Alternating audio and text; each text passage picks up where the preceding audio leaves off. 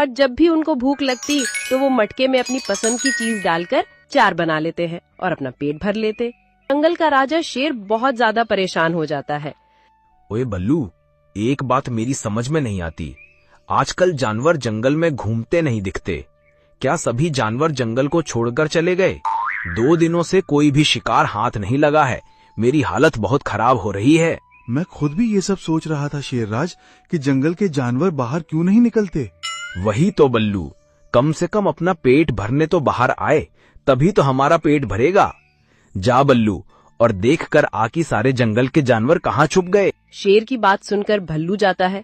जब उसको बकरी और बाकी जानवर जादुई मटके से खाना बनाते हुए दिखते हैं तो वो चौंक जाता है और वो तुरंत आकर शेर को ये सारी बातें बताता है।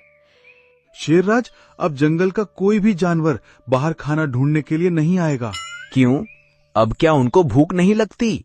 लगता है महाराज, लेकिन अब उनके पास जादुई मटका है जिसमें वो एक वस्तु डालते हैं और एक वस्तु की 4 वस्तु बन जाती हैं। क्या कहा? जादुई मटका? वो भी हमारे जंगल के जानवरों के पास? कहाँ से आया वो जादुई मटका? ये नहीं पता महाराज कि वो जादुई मटका कहाँ से आया, लेकिन वो जादुई मटका आपके पास होना चाहिए। वो जादुई मटका मेरे पास होना चाहिए, लेकिन क्यों? उस पर मेरा क्या हक है? आप जंगल के राजा हो और जंगल की जमीन पर मिली कोई भी वस्तु राजा के अधीन होती है।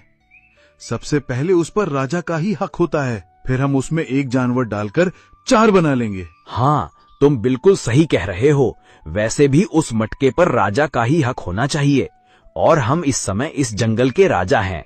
चलो मटका लेने। यहाँ पर जंगल के जानवर एक का 4 बनाने में लगे हैं।